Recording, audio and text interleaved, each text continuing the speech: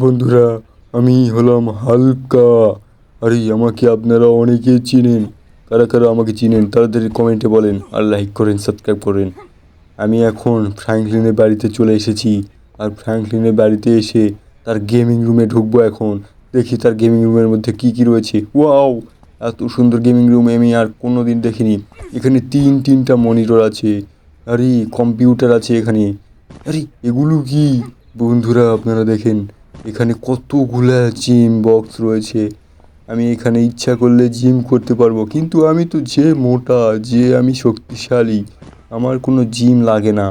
আমি এমনিতেই অনেক শক্তিশালী, পালোয়ানের মতো। কিন্তু আমি এখানে একটু রানিং করব। বন্ধুরা আপনারা দেখেন, আমি হলাম হালকা, এখন রানিং করছি। আমি আমি মানে রান করতে হয় না, তবুও আমি রান করছি আপনাদেরকে দেখানোর জন্য। এখানে দেখতে পাচ্ছেন আমি রান করা হয়ে গিয়েছে। এখন আমি এখান থেকে চলে যাব। আর ফ্র্যাঙ্কলিনের চাচ্চুকে আজকে আমি মেরেই ফেলবো। কেননা ফ্র্যাঙ্কলিনের চাচ্চুকে দেখে আমাকে একদম ভালো লাগে না।